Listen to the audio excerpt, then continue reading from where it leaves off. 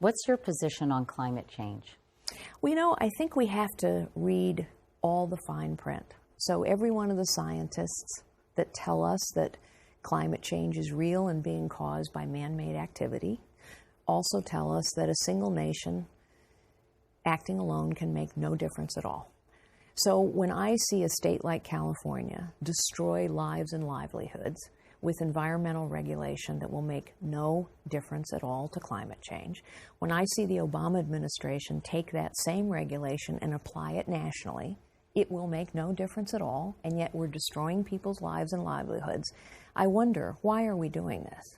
Why are we doing this when it won't have any impact? So I think the answer to this problem is innovation, not regulation.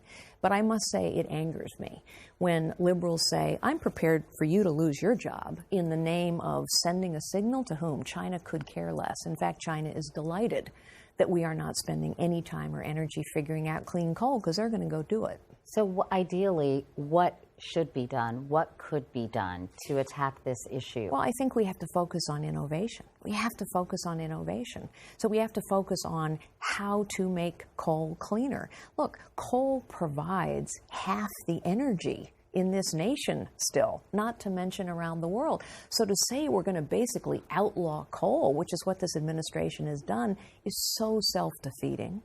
It destroys jobs, it destroys communities, it's not helping us, and it's not helping global warming. So let's get on with the innovation about how to make sure that we actually have clean coal technology. The Chinese will do it if we don't, and they are doing it. Other than clean coal technology, are there other innovative things that you are excited about that could help attack this problem? Well, there are lots of wonderful innovative things. The thing that I think we never do is tell people the whole truth. So just as an example, wind technology is very exciting to people. But do we tell people the truth that it slaughters millions of birds every year? Eagles, falcons, birds that people care about. Do we tell people that it's slaughtering these birds? Does anyone see how, honestly, unsightly those huge wind turbines are on some of the most beautiful hills? In other words, there is no magic answer. There is no perfect source of energy. Every one of them has a downside. Solar is great, but solar takes huge amounts of water. There isn't water in a lot of the places where solar energy works well. The American people can handle trade-offs. They're pretty smart. Let's tell them the truth about what the trade-offs are, and let's tell them the truth as well about the fine print of the science.